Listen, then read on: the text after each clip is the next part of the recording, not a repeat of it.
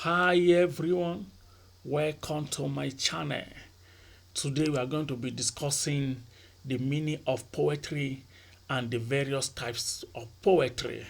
Oftentimes, when poetry is mentioned, what comes to the mind of people are the poems that they are familiar with, maybe poems by William Shakespeare, poems by John Milton, or W.B. Yeats. But what really is poetry as an aspect of literature? We are going to be discussing them in full, and we can say that poetry has to do with the art of writing poem. And what is poem? Poem can be described as a literary composition characterized by the presence of imagination, emotion as well, truth, sense of impression, and concrete language expressed rhythmically and with an orderly arrangement of parts, and poems possess within itself units, which is the division of poem into various stanzas. And poem expresses experiences of intense feelings and thoughts which are written in lines and divided into various units which we call stanza. And what really is even a stanza? A stanza is the division of poem into different units. So poetry has to do with a lot of emotion. When you express an emotion in the rhythmic pattern, probably it may have metric pattern, we refer to it as poetry.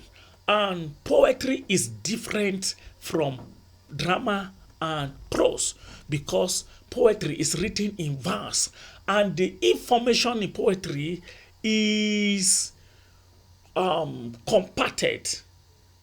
It has kind of allegorical meaning. So not everything that is seen in poetry is the all meaning. There are some subsurface meaning, deeper meaning of each word and some of the expressions in poem.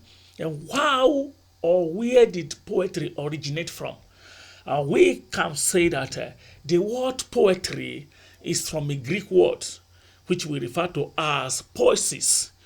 It is loosely translated to making of poetry. So poetry is typically divided into two subgenres, and the subgenres are as well divided into different types of poetry.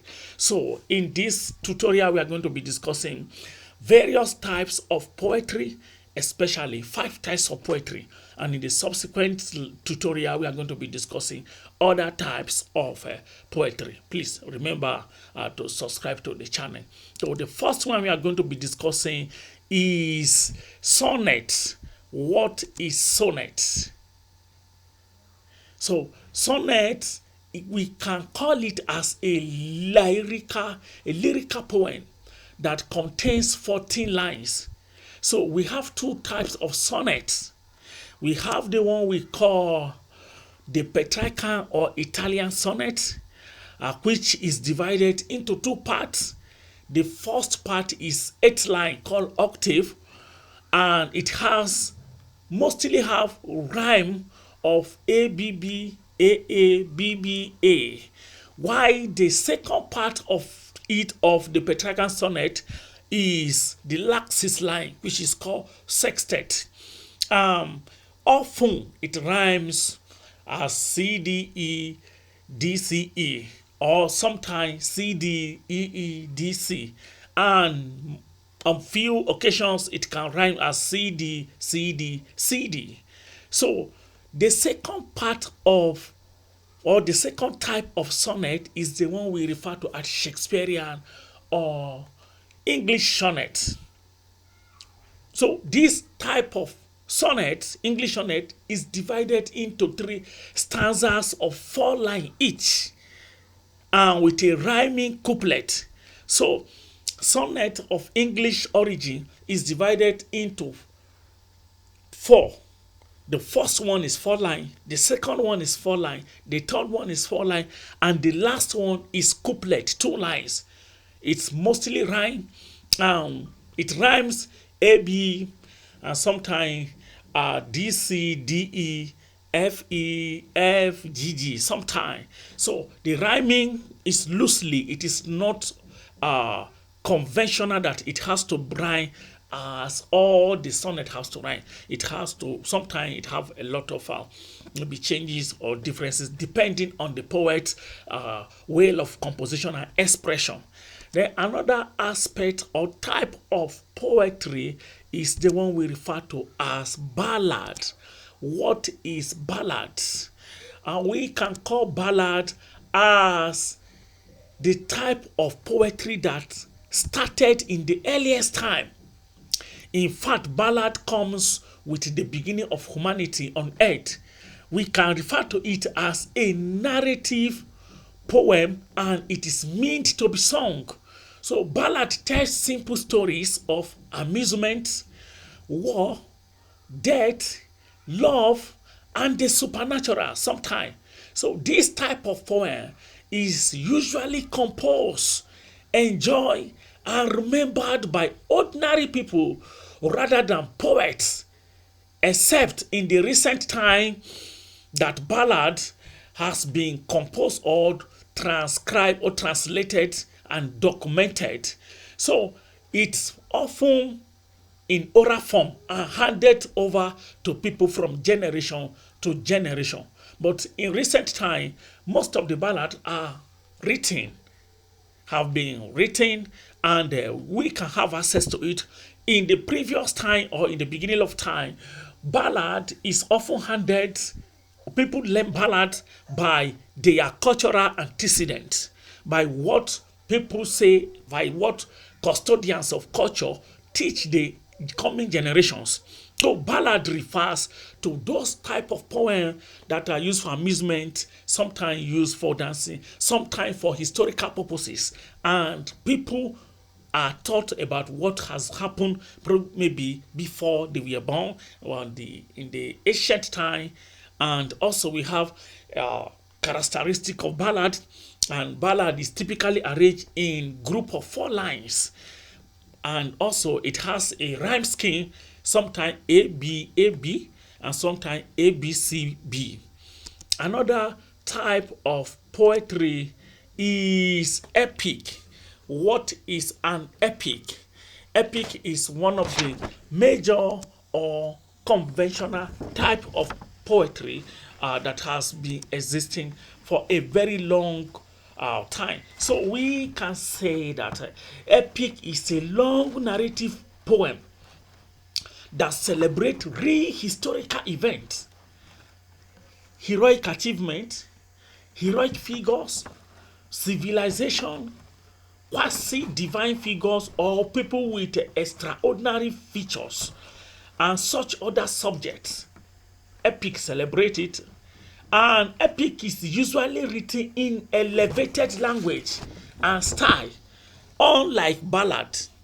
So epic may be oral, which we refer to as primary epic, or written epic, which we call secondary epic. So epic is usually conceived on a grand scale, and its setting is quite vast in scope.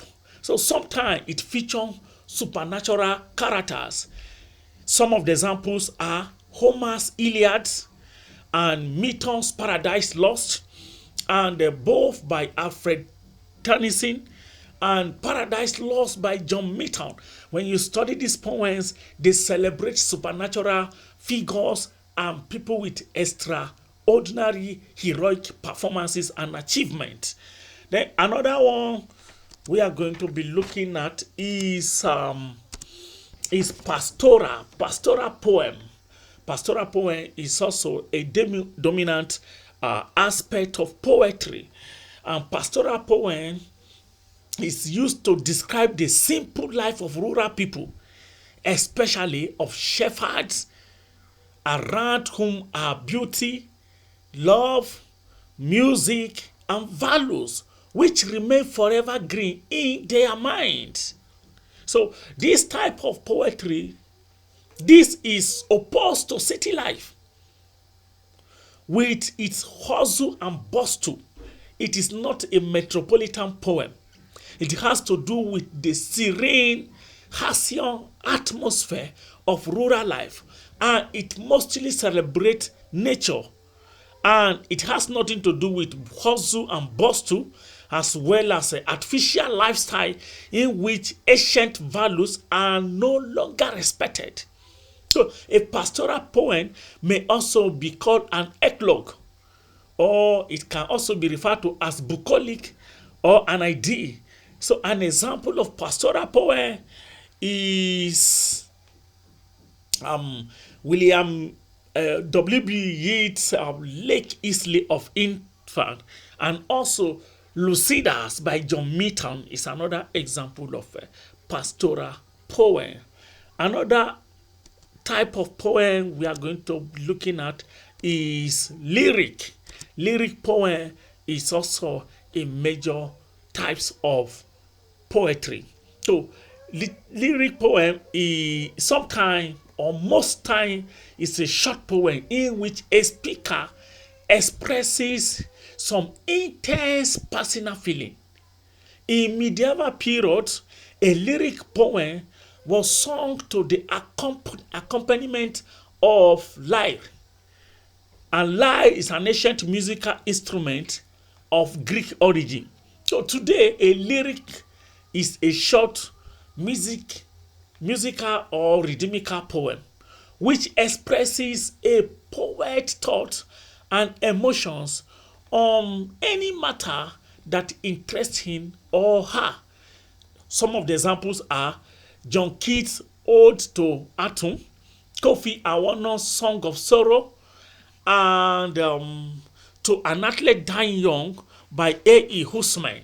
So these are some of the types of poetry, and in our subsequent video we are going to be discussing other types of poetry.